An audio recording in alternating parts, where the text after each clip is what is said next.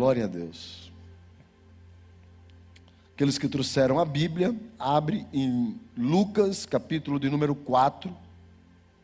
Lucas, capítulo de número 4. Deixa aberto. Eu tenho lido Lucas ultimamente, mergulhado em Lucas. Pela ordem, ele é o terceiro evangelho, mas também é o terceiro a ser escrito, porque primeiro foi Marcos, depois Mateus, terceiro Lucas. Lucas não foi apóstolo, é um historiador. Das 40 parábolas pregadas por Jesus, 29 estão em Lucas. Das 29, 12 somente Lucas tem. Lucas tem 22 discursos que nenhum outro tem. 10 milagres que nenhum outro tem. É um evangelho que quando se mergulha nele, tem uma riqueza, porque como ele era médico, então existem detalhes de riquezas, principalmente nos milagres, que somente em Lucas você encontra. E eu essa semana li uma matéria, quer dizer, essa semana não, tem mais ou menos umas 2 semanas. Eu estava lendo alguma coisa e alguns psicólogos, filósofos, cientistas, algumas pessoas estavam comentando que a nossa atual geração é a pior geração que já existiu, que passou pelo planeta Terra. Deixa eu primeiro dizer para você o que é geração, porque o pessoal tem a ideia de geração, alguma coisa tipo anos, né? Eu me lembro muitas vezes de dizer geração dos anos 70, geração dos anos 80. Se o camarada nasce nos anos 80, ele é da geração dos anos 80. Se o cara nasce nos anos 90, ele é da geração dos anos 90. Então o pessoal confunde muito essa ideia de geração com tempo. Próprio quando a gente está estudando a Bíblia, o pessoal fala, quantos anos tem uma geração na Bíblia? A turma fala 40 anos.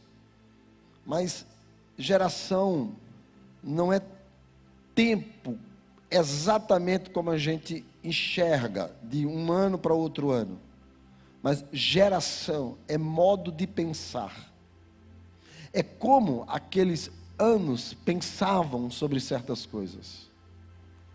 Por isso que a geração na Bíblia, ela é uma geração mais longa, porque as coisas demoravam mais para acontecer, então a maneira de pensar demorava para mudar.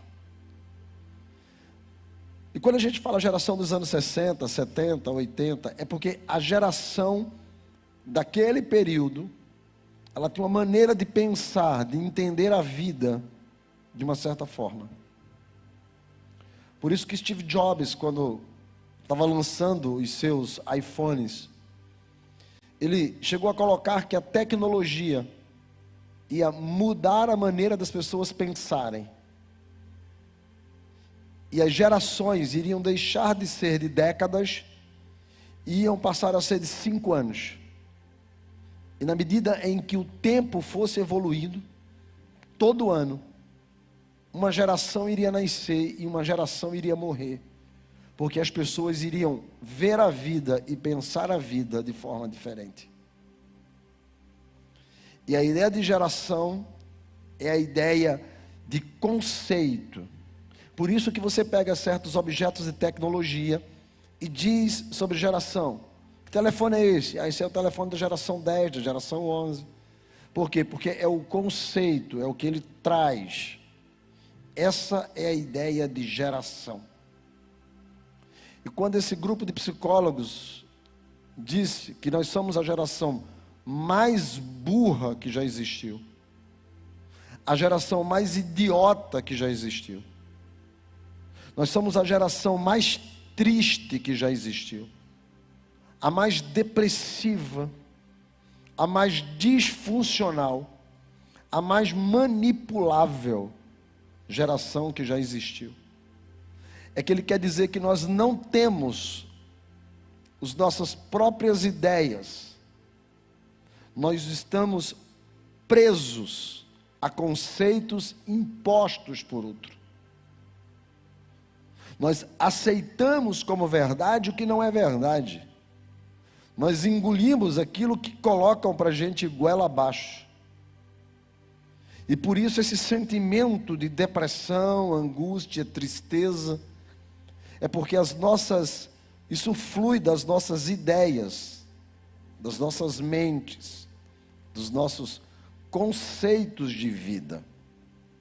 É isso que faz com que nós estamos vivendo presos, aprisionados, dentro de uma geração que é tida por aqueles estudiosos como sendo uma geração burra, idiota, depressiva, triste, disfuncional, manipulável, uma geração líquida, uma geração pós-moderna, sem conceito de vida. Com isso, com esse texto, eu me deparo com Lucas, quando no capítulo 4, no versículo 18, está escrito que ele foi enviado para proclamar libertação aos cativos. Ele veio para libertar. E o que Jesus realiza na vida das pessoas que estão deprimidas, tristes por causa das ideias que elas implantaram em suas mentes, eu vejo Jesus realizar o milagre de ser livre. Porque se ele é especialista em fazer milagre, Lucas nos apresenta a grandeza de ser livre através do milagre de Jesus. Estamos vivendo dias de aprisionamento. Nós estamos presos dentro de nós. Esse grupo de pessoas que falavam sobre essa pesquisa estavam tentando responder se o que levou isso foi a pandemia. Eles disseram que não. A pandemia só colocou para fora o que já vinha sendo construído e o que já vem sendo construído na mente das pessoas há muito tempo. Porque ainda que você seja preso fisicamente, você pode ser livre, a sua mente e o seu interior. Mas se você está preso em sua mente e em seu coração, nada em sua volta lhe dará prazer, felicidade, alegria, liberdade. Porque você está preso na sua mente e no seu coração. Lucas capítulo 4, versículo de números 31 em diante. É o texto que nós vamos ler hoje. E o texto começa dizendo assim. Olha a sua Bíblia, se tem caneta pode marcar, seu sabre de luz pode conectar, não deixe só que ele fique online para não lhe atrapalhar. Lucas 4, 31. E desceu a Cafarnaum, cidade da Galileia, e os ensinava no sábado. E muito se maravilhavam da sua doutrina, porque a sua palavra era com autoridade. Achava-se na sinagoga um homem possesso de um espírito de demônio imundo, e bradou em alta voz: que temos nós contigo, Jesus Nazareno? Viestes para perder-nos, quer destruir-nos? Bem sei quem és, o Santo de Deus. Mas Jesus o repreendeu, dizendo: cala-te e sai deste homem. O demônio, depois de o ter lançado por terra no meio de todos, saiu dele sem lhe fazer mal. Todos ficaram grandemente admirados e comentavam entre si, dizendo: que palavra é esta? Pois com autoridade e poder ordena aos espíritos imundos, e eles saem. Amém? O milagre de ser livre. A Bíblia vai dizer que Jesus escolhe a cidade de Cafarnaum para morar. A cidade de Cafarnaum não é qualquer cidade. Ela é uma cidade que fica na rota da estrada romana. E na rota da estrada romana, as caravanas paravam em Cafarnaum. Cafarnaum se torna uma cidade importante. Muitas caravanas indo e vindo, e levando as notícias que aconteciam naquele lugar, razão pela qual Jesus realiza 70% de seus milagres lá. Cafarnaum tinha um posto de coletoria, aonde haviam muitos publicanos, que quer dizer funcionários públicos, que eram cobradores de impostos. Mateus, Levi, era um desses, e Jesus chama para ser apóstolo. E tinha como coletoria de impostos uma arrecadação ao Estado romano, ao Império Romano.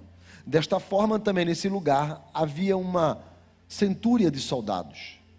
Por isso que você vai encontrar o centurião de Cafarnaum, responsável pelaquele pilotão, pelaquele exército naquele lugar. Era um lugar muito importante. E como era um lugar cosmopolita, muito importante, com certeza, era um lugar também muito perturbado. Jesus chega a dizer que se os milagres que fossem feitos em Cafarnaum tivessem sido feitos em Sodoma e Gomorra, Sodoma e Gomorra haveria se convertido. Diferente de Cafarnaum, que rejeitou Cristo como Filho de Deus. Cafarnaum era uma cidade que havia muitos, mas muitos endemoniados. Jesus chega a libertar alguns deles. E o texto vai dizer que Jesus escolhe Cafarnaum para morar. E o 31 de Lucas diz que ele desce a Cafarnaum. E ele ali em Cafarnaum, naquela cidade, ele começa a ensinar. Lucas 4, 31. Ele começa a ensinar. Jesus está ensinando em Cafarnaum. A presença de Jesus, de fato, ela faz com que o ambiente seja modificado. Por isso que Cafarnaum não apenas vê milagres, experimenta milagres, vivencia milagres, mas Cafarnaum é impactada pelos milagres. Jesus vai a uma sinagoga, é um dia de sábado, e ele está ensinando. Ele está ensinando a palavra. Assim como em Lucas 4,16, ele em Nazaré ensina e lê o livro do profeta Isaías, em 4,31 ele também está ensinando as Escrituras. Lucas registra que Jesus está nesse sábado numa sinagoga, ensinando as Escrituras, e diz no verso de número 32, que quando ele está falando, o povo que está ali se maravilha da sua doutrina. Eles estão maravilhados. Maravilhados é aquela expressão que a gente já fez aqui várias vezes. Eles estão assim: uau, que palavra é essa? Que é isso? Uau! Eles estão maravilhados, eles estão encantados com a maneira que Jesus fala. E o texto diz: estão maravilhados da sua, me ajuda, da sua doutrina. O que é doutrina? As pessoas perguntam muitas vezes: como é a doutrina da sua igreja? Elas não sabem o que elas estão perguntando, e por isso elas têm uma resposta também errada.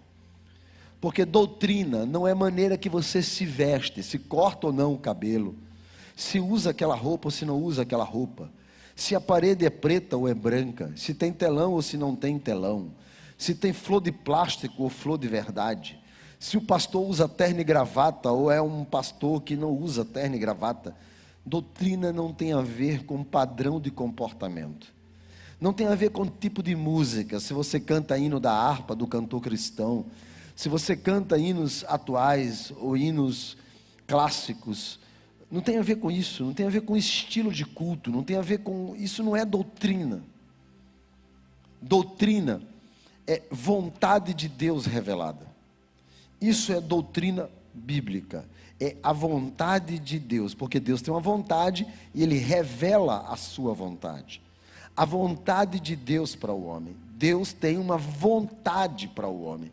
Deus tem uma vontade para o ser humano. E essa vontade de Deus, ela é clara nas Escrituras, ela é óbvia nas Escrituras, ela é transparente nas Escrituras.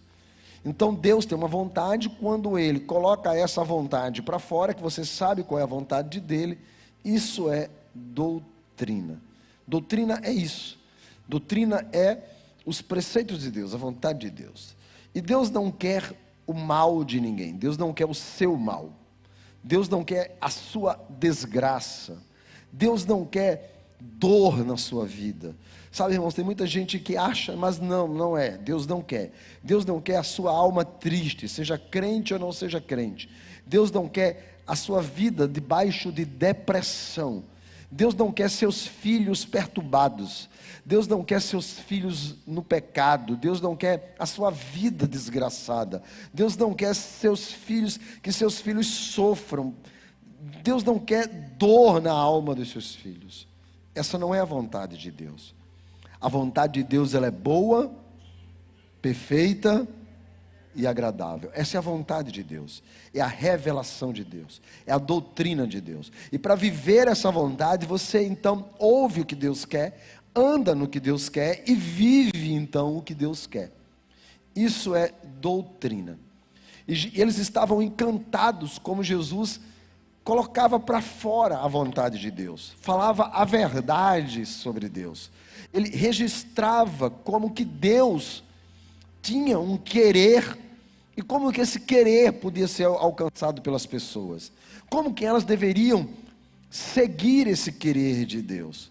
E o texto diz que eles estavam encantados com a doutrina, ou seja, a exposição da vontade de Deus, porque a palavra dele era uma palavra que era com autoridade. A autoridade não é imposição. Autoridade não é governança, não é mandar. Isso não é autoridade. Isso não é autoridade.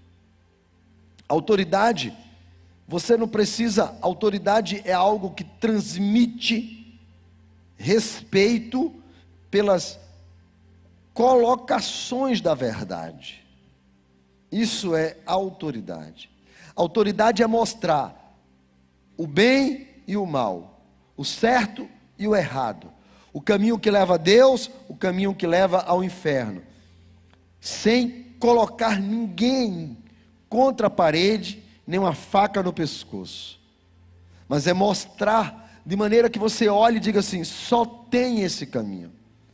Por quê? Porque a maneira que se apresenta o caminho, está escrito no livro de Deuteronômio: eis que eu coloco diante de ti a vida e a morte, escolhe pois a vida para que vivas. Ou seja, é uma exposição de escolhas conduzindo para o que é certo. A autoridade, quando alguém vai, por exemplo, assistir uma palestra ou uma entrevista, e diz assim aquela pessoa: olha, vamos ouvir alguém que tem autoridade no assunto. É alguém que conhece e vai saber transmitir de maneira que você entenda. Isso é a autoridade. É fazer a verdade chegar até você, de maneira que você tenha a opção, e única opção, de abraçar a verdade exposta pela autoridade. Autoridade é o que conduz para o melhor caminho aqueles que estão dando ouvidos a ela. Então Jesus apresentava a vontade de Deus de uma maneira simples, de uma maneira que a sua exposição, a sua exousia do grego, ou seja, a maneira de colocar para que as pessoas escolhessem, sempre terminavam por escolher a verdade. A Bíblia então vai dizer no verso de número 33 em Lucas 4, que achava-se na sinagoga um homem. Diga: achava-se na sinagoga um homem. Por que eu pedi para você repetir? Para você memorizar isso. Porque sinagoga, nos dias de Lucas, é como a igreja no dia de hoje. Os judeus ainda frequentam as sinagogas, que é um local onde a palavra é trazida à exposição. A sinagoga é uma forma das pessoas irem para terem contato com Deus. É a igreja dos nossos tempos e da fé cristã. Isso é uma sinagoga. Sinagoga é uma igreja. Lucas 4:33 vai dizer que na igreja tinha um homem. Tinha um homem na igreja. Só que o texto vai dizer que esse homem que está na igreja, olha o que é que diz o restante do texto: possesso de um espírito de demônio imundo. Esse homem estava na igreja. Mas isso daqui não tem nada a ver com o filme de terror O Exorcista. Quem lembra do Exorcista? O filme de terror O Exorcista. Quem lembra? Quem lembra? Levanta a mão aí. Levanta a mão aí. Quem lembra? Bom, aqueles que acabaram de entregar a sua idade,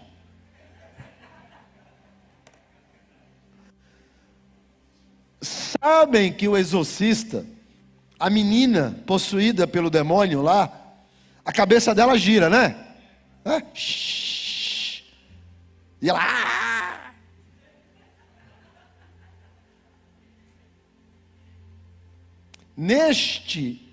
Nesta possessão desse homem, não tem nada a ver com o exorcista.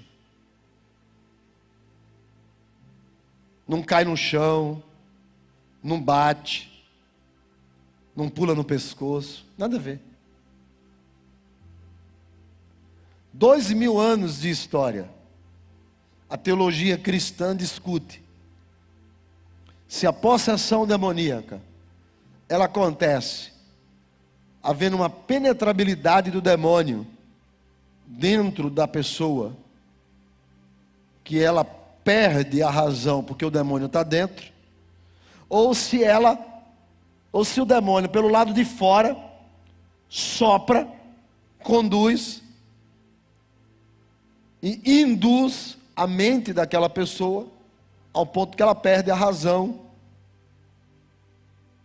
que ela perde a vontade e ela tem a sua mente controlada pelo demônio. A discussão é se a demonização, se o endemoniamento acontece pela influência externa ou pela possessão interna de possuir. Essa possessão não tem a ver com possuir. Esse homem possesso de um espírito de demônio imundo. Porque Jesus, quando chega na sinagoga e começa a ensinar, a trazer a verdade, o homem está lá. Talvez servindo, ajudando, cooperando, dizimando, cantando, pregando, liderando, mas está lá. Ele está lá. Um homem possesso na igreja. Tem muita gente, irmãos, muita gente que confunde caráter com vida espiritual. Eu tenho uma notícia triste para lhe dar, mas é o que está aqui. Tem muito mau caráter que vai ser salvo. E tem muito bom caráter que vai para o inferno. Porque salvação não tem a ver com caráter. O ladrão da cruz não teve tempo de fazer IREL, plano base, MI, GI, GC, GE. Tem mais alguma sigla aí da nossa igreja? Não teve tempo. O cara não teve tempo. O cara está ali de lado e fala para Jesus: lembra-te de mim quando entrares no teu reino. E Jesus diz: na verdade te digo hoje, como você reconhece quem eu sou, estarás comigo no paraíso. Esse cara não foi discipulado. Então, vida eterna tem a ver com fé em Jesus Cristo. Está escrito: se creres de todo o coração está escrito: com a boca se confessa, com o coração se crê que Jesus Cristo ressuscitou dos mortos. Ou seja, a vida eterna tem a ver com fé em Cristo, entrega a Ele. Muita coisa de certo e errado a gente vai construindo e desconstruindo na caminhada. Mas tem muita gente que na igreja está possesso, preso. E gente fora da igreja que também está preso, possesso. A palavra possesso do grego quer dizer eco. Eco, igual você escuta, o eco. Quer dizer eco, a palavra possesso. Por isso que muita gente entende que a possessão é o sopro de um espírito demoníaco imundo que faz eco dentro de você. A palavra, se for traduzida ou aplicada do grego, que traduz-se para a palavra possesso, fala de dominar a vontade. Ou seja, você deixa de ter vontade para que a vontade seja do outro. Isso é dominação. Você passa a ter ideias que não são suas, que foram postas dentro de você. Conceitos que não são seus, mas que você absorveu esses conceitos. É algo que controla a sua mente. Por isso que uma das coisas também traduzidas para eco, para possessão, é segurar a mão e levar. Porque como você não tem vontade, não tem ideias, não tem controle da mente, segura na mão e leva. E por isso que há uma interpretação da perca da beleza, porque eco também significa possuir a beleza, a alegria, a felicidade, a esperança. É como se alguma outra coisa possuísse a sua felicidade. E isso é possessão. Segundo, eco, do grego. E o texto vai dizer que esse homem que estava na igreja, ele tinha a sua mente, as suas ideias dominadas por um espírito, pneuma, que quer dizer um vento que soprava. E diz que esse pneuma de um demônio, esse vento que soprava de um poder do mal, demônio, daemon, poder do mal, que vinha de forma imunda. Akatartos, do grego, que quer dizer impedido de ir à presença de Deus. Por isso que quando no Antigo Testamento as pessoas cometiam algum pecado e elas eram impedidas de ir ao templo, ou as mulheres, quando elas menstruavam ou tinham algum sangramento, que eram impedidas de estarem na comunhão da sua própria tenda. A ideia de imundo de forma religiosa quer dizer longe da presença de Deus. Então, esse homem tinha a sua mente controlada por um vento do mal que impedia ele de estar na presença de Deus. Por isso que o texto diz: possesso de espírito, de demônio imundo. Quer dizer, a sua mente estava controlada por algo abstrato do mal que impedia ele de estar na presença de Deus, mesmo estando na igreja. Então, esse homem estava preso. Esse homem estava literalmente preso dentro da igreja. Perdido, dentro da igreja. Esse homem estava dominado por ideias que não era dele dentro da igreja. E nós temos visto isso hoje. As pessoas estão deprimidas, tristes, angustiadas, aborrecidas, sofrendo, tendo esse sentimento de prisão, porque estão deixando que o sopro do mundo, do espírito maligno, que não está na presença de Deus, controle a sua mente. Por isso que pessoas estão vivendo dias dentro da igreja, mas dias de angústia, de dor e sofrimento. Porque suas ideias não correspondem com a verdade. E por isso, que mesmo estando na igreja, não corresponde com a verdade. Eu não consigo acreditar, entender, eu queria entender, eu nunca perguntei a alguém para não ser indelicado, mas eu não consigo entender, quando eu olho uma rede social de alguém, está escrito assim: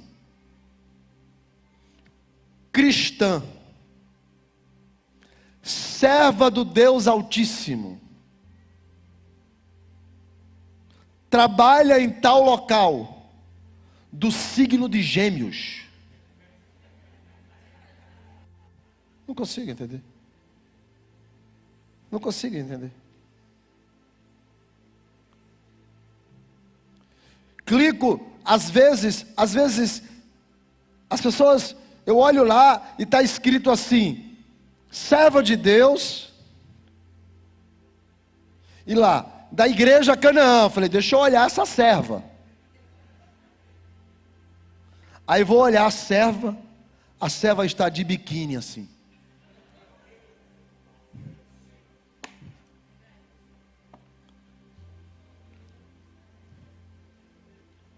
As pessoas estão sendo atacadas na sua mente, nas suas ideias,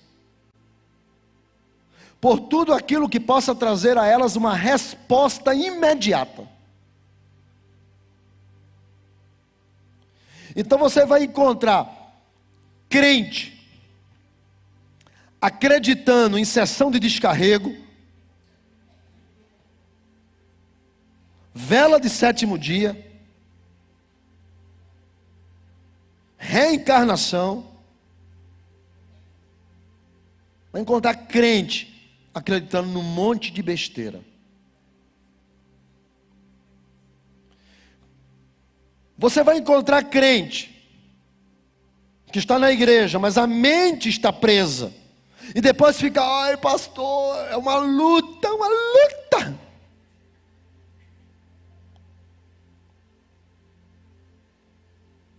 Mas aceita aborto, relações do mesmo gênero, sexo antes do casamento,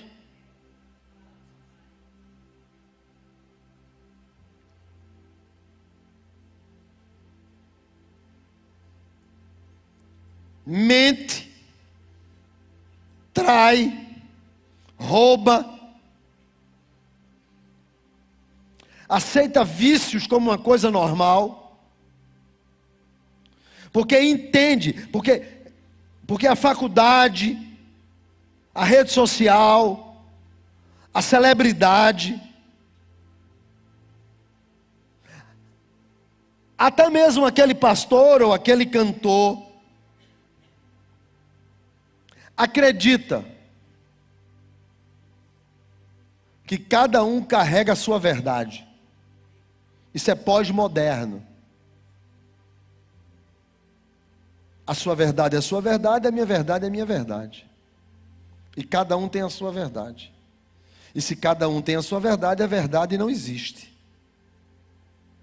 E se a verdade não existe, eu estou indo para onde? Como construo a minha felicidade? Como construo a minha alegria? Como construo a minha esperança? Se tudo é relativo. Se tudo é tanto faz. Se não existe o errado e o certo. Se não existe a mentira e a verdade. Se não existe céu e nem inferno. Se não existe, então aonde que eu encontro solidez para acreditar na minha felicidade? Por isso que não é uma questão de ser quadrado, é uma questão de andar na verdade. Não dá para defender bandido. Não dá para ficar calado quando se zombam da fé. Queria que as pessoas tivessem a mesma empolgação para defender político, defender o que está escrito. Compartilhar a verdade da Bíblia com a mesma força que compartilha as coisas da pseudo-direita ou da pseudo-esquerda. A mesma empolgação. O fato é que estamos sendo possuídos por ideias demoníacas. Aonde o pai crente diz para o pastor da filha que avançou o sinal: o senhor não acha, pastor, que é melhor ela fazer um aborto do que perder a vida? Ela tem tanta coisa para viver ainda. Na igreja.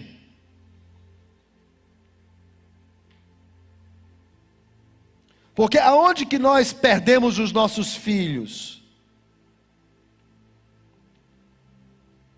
Nós perdemos os nossos filhos, não é quando deixamos de levar ele para a igreja, isso é uma consequência. Nós perdemos os nossos filhos no banco de trás do carro,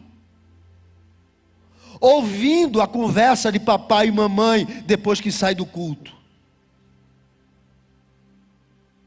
Criticar o pastor, criticar a irmã, criticar o irmão, criticar a igreja. Por isso que a Bíblia diz que ficarão de fora não apenas os cães, os feiticeiros, aqueles que cometem adultérios, os sodomitas, não, mas também aqueles que agem com maledicência.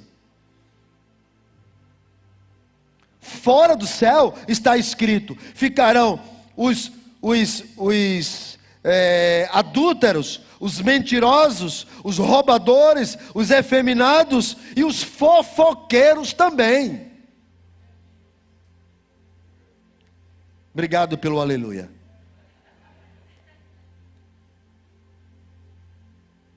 Porque nós somos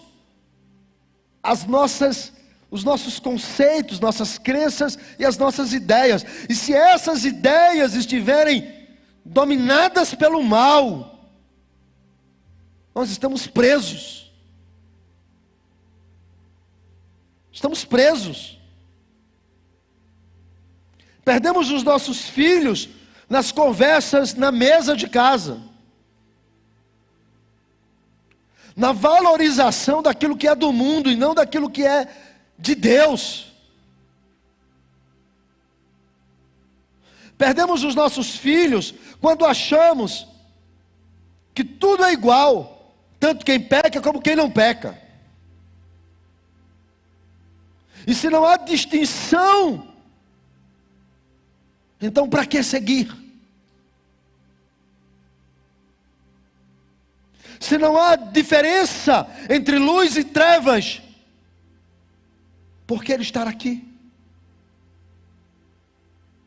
Se não há diferença entre a verdade e a mentira, como defender a verdade?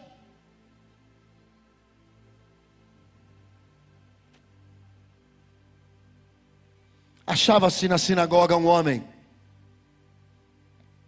possesso, ecos, dominado na mente por um espírito que soprava de um ente maligno imundo, longe de Deus, conceitos longe de Deus, conceitos longe da verdade. Não é sobre eu acho, é sobre estar escrito. Não é sobre eu penso, não é sobre que eu acredito que deveria ser. É sobre o que está escrito, doutrina, vontade de Deus revelada.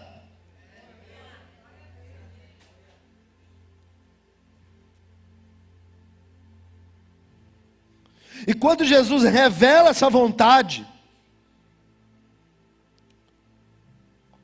versículo de número 33, o homem brada em alta voz, porque a mentira quer sempre ganhar no grito, o pecado quer dominar no grito, e tem crente calado que é para não entrar em guerra.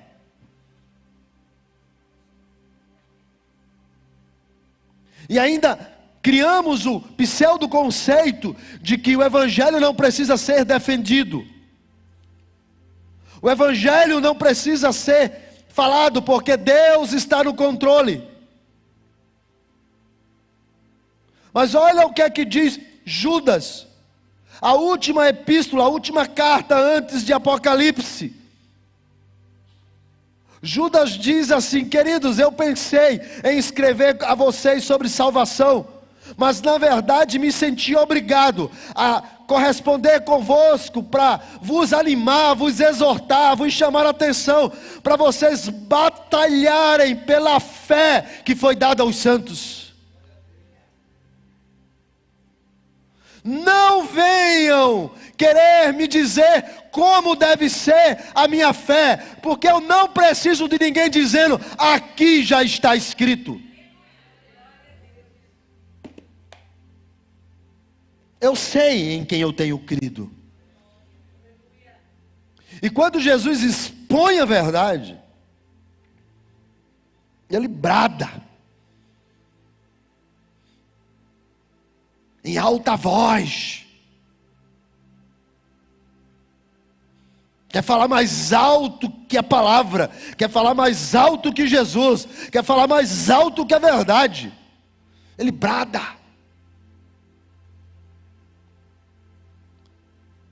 E diz, olha o que é que ele diz, verso de número 34. Que temos nós contigo, Jesus de Nazaré, ou Jesus Nazareno. Ele fala 3 verdades no versículo, 3 verdades. Que temos nós contigo, Jesus de Nazareno, verdade. O mundo não tem nada a ver com a igreja, nem a igreja tem nada a ver com o mundo. Verdade. O que ele está dizendo é verdade. É verdade. Ao invés de você sair por aí fazendo passeata, vem para o culto. A igreja não tem nada a ver com o mundo. Não mistura as coisas. O próprio diabo sabe disso. O que temos nós contigo, Jesus? As coisas do mundo divergem das coisas de Deus, irmãos. Não ache que tudo é igual. Quem está entendendo, diga amém. Não ache que tudo é igual. Nós estamos sendo aqui treinados para ir morar no céu. Não ache, o próprio diabo sabe. Que temos nós contigo, Jesus. E aí depois ele fala uma outra coisa. Viestes para perder-nos. Esse perder-nos é destruir. Outra verdade. Jesus veio para desfazer as obras do diabo. Veio para desfazer as obras do diabo. 3. Bem sei que és o Santo de Deus. O diabo sabe quem Jesus é. Deixa eu dizer uma coisa para você. Vou te incomodar agora. Vira a pessoa que está do seu lado e diga para ela: ei, Deus sabe quem tu és, mas o diabo também.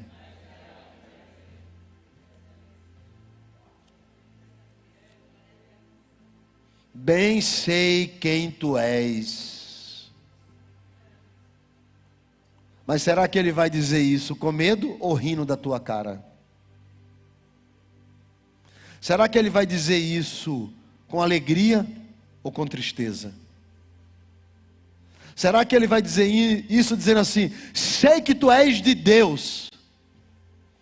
Ou ele vai dizer: e aí? Estamos juntos? Tá ligado? O que é que o diabo vai dizer de você? Quem está comigo aqui, diga amém. Amém. E eu pergunto: o que é que o diabo vai dizer de você? O que é que o diabo diz da tua língua? Outro dia desse, alguém falou para mim assim: fulano de tal é pastor? Eu falei: é pastor da igreja tal. Ele falou assim: nossa, ele chama tanto palavrão, né? Eu disse: é. Eu não sei, que eu só vejo ele no púlpito. Aí o outro falou assim: não, eu trabalho com ele. Trabalha? É. Aham. O que é que o diabo diz de você? Irmãos, o problema não é dos críticos da igreja, é que o sal está ficando podre. Sem gosto. Igreja sem gosto, insípido, não tempera mais. Por quê? Porque não tem mais vontade própria, porque a mente está dominada, porque as ideias é do mundo e não da palavra. Irmãos, é impressionante, época de eleição, época de disputa esportiva. Apesar que aqui, graças a Deus, faz muito tempo, né? Ninguém mais está na Série A. Mas é uma guerra. É uma guerra. Guerra. Você fica sem entender o que é que esse povo diz: eu sou crente. O que é que nós temos contigo? Disse o diabo para Jesus. Nada, nós não temos nada, nós somos diferentes. Você veio para nos destruir, é o fato. A verdade vence a mentira. A verdade vence a mentira. Eu sei quem tu és. Tu és o Santo de Deus. Verso 35. Jesus o repreende. Mais ou menos assim: eu não preciso do diabo para falar nada sobre mim. Eu não preciso do mundo tecendo opiniões sobre o que é ou o que deixa de ser a igreja.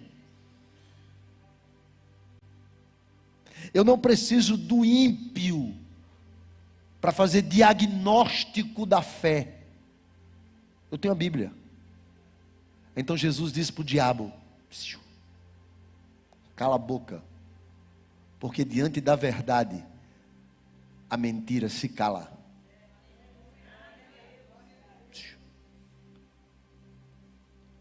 Cala-te e sai deste homem. Verso 35.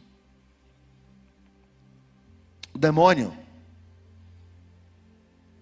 depois de o ter lançado por terra, o agente do mal, lança o camarada, o cara estava conversando, lança o cara por terra no meio de todos e sai dele, mas sem lhe fazer mal.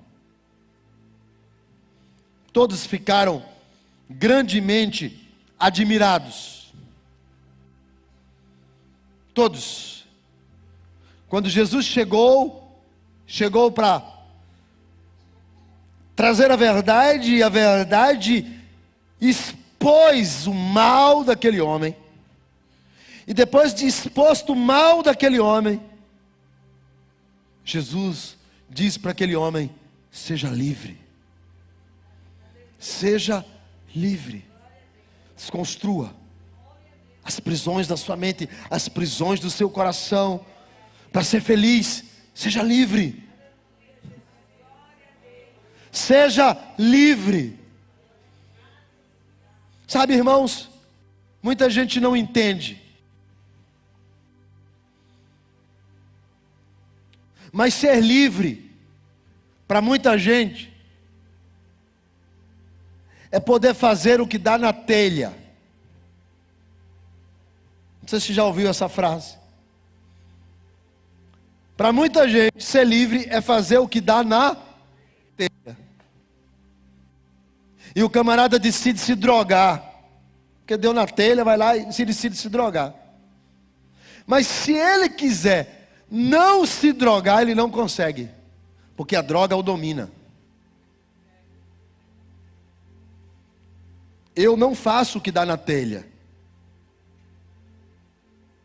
Eu faço o que Deus declara que eu devo fazer. E diante da declaração de Deus, pode expor a droga, e eu tenho a capacidade de dizer: não quero. Por que você não quer? Não é porque eu sou dominado, é porque eu sou livre. Eu sou livre. Há muitos anos atrás, eu não tenho a habilidade que eu tenho hoje. Hoje eu estou mais experiente. Não estou velho, estou experiente. Mas há muitos anos atrás, uma pessoa procurou e disse para mim: olha, eu soube que a pastora, ela está fazendo psicologia e tal. Eu falei: ela está na faculdade fazendo psicologia. Será que o senhor não podia conversar com ela para mim, não? Falar o quê, irmão? Para ela: é, pastor, é porque eu tenho um problema comigo. Eu falei: qual é o problema que você tem? Ele disse: eu amo a minha mulher. Eu falei: você ama a sua esposa? Amo, amém. Isso é bom, irmão, isso é bom você amar. É, mas eu tenho compulsão sexual. Eu tenho uma doença. Eu sou muito ativo sexualmente. É, irmão, é. Eu não posso ver um rabo de saia que eu vou para cima. Será que o senhor podia falar com ela, ou ela falar com a professora dela, sei lá, para me indicar um médico para cuidar dessa minha compulsão? Eu quero, pastor, eu quero mesmo assim. Eu amo minha mulher, eu queria ser fiel, mas eu não posso ver um rabo de saia. Eu estou doente. Falei: não, o irmão está safado mesmo. Isso é safadeza. Safadeza. Pecado. Pecado. Preso. Dominado. Doente. Pelo pecado.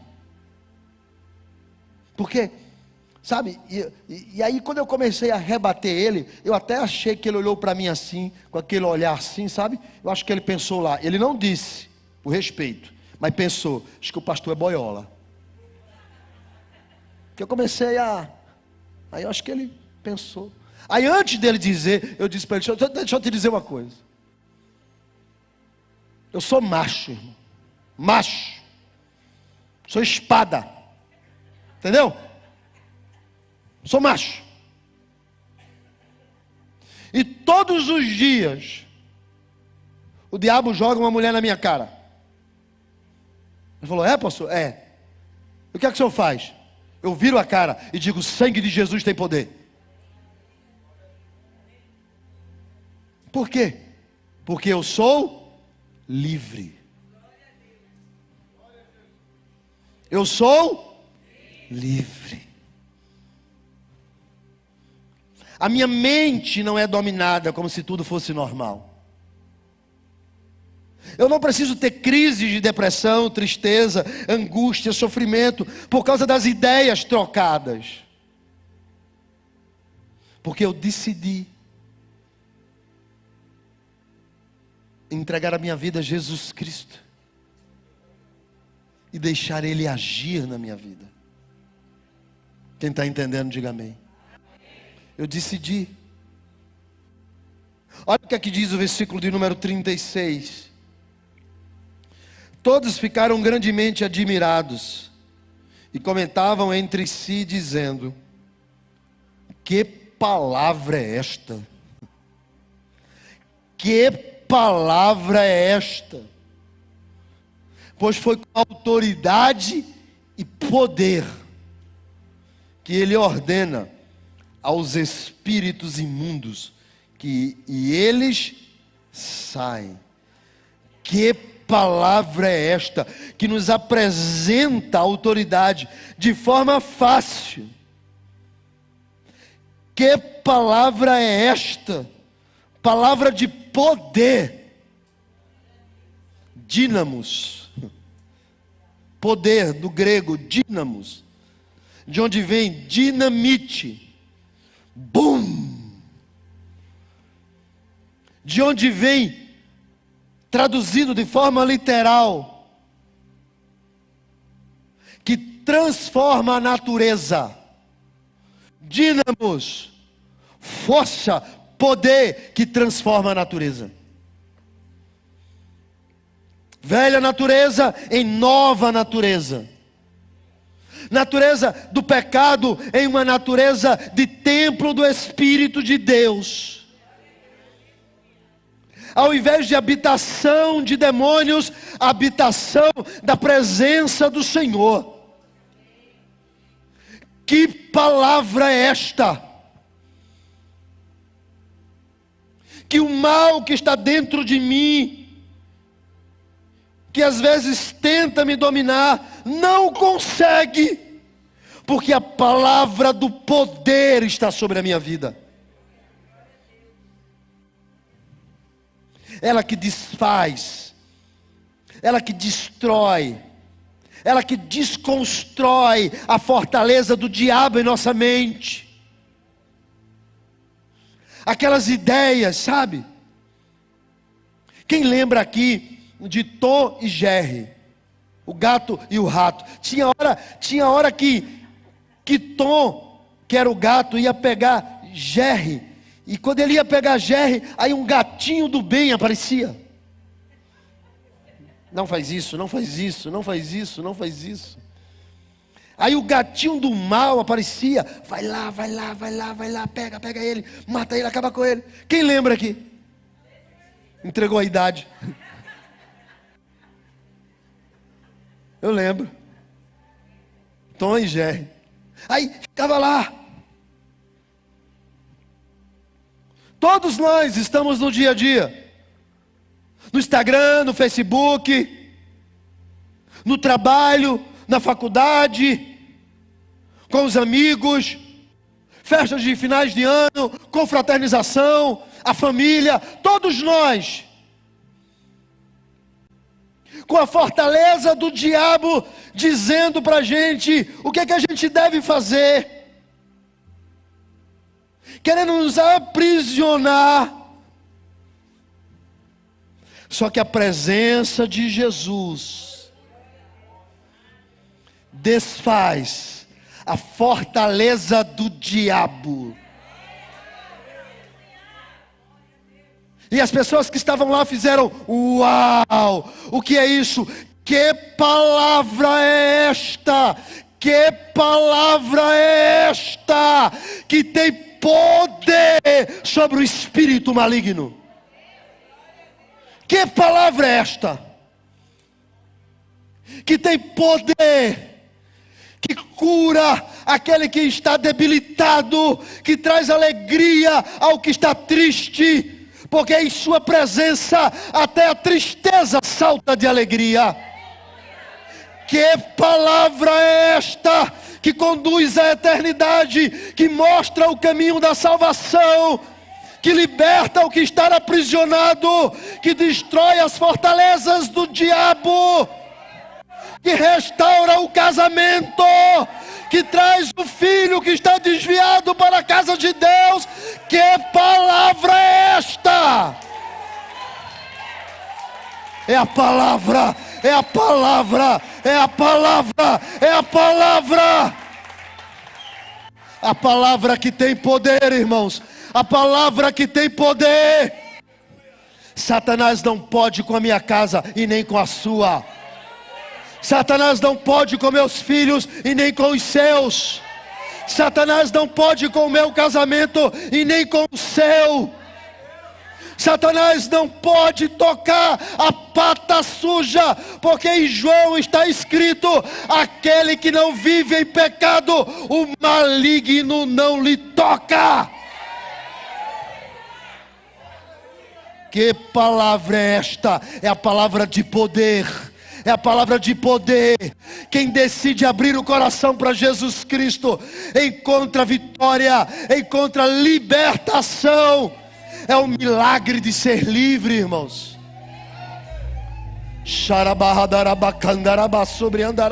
É o milagre de ser livre. Eu ando livre, eu ando livre. Há um milagre de ser livre. O diabo não pode nos condenar. Nenhuma condenação há para aqueles que estão em Cristo Jesus, que não andam mais segundo a carne, mas andam segundo a palavra.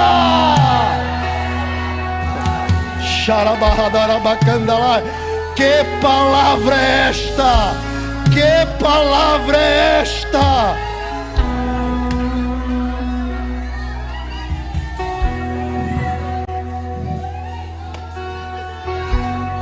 Essa é a palavra. Essa é a palavra que cura. Essa é a palavra que transforma. Essa é a palavra que salva. Essa é a palavra que liberta.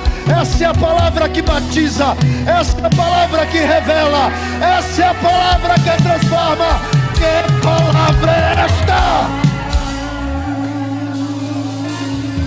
Sharai lekandai rashubrianderebaha. Não temerei o que me pode fazer o homem. Não temerei o que me pode fazer o homem, porque estamos com Cristo Jesus.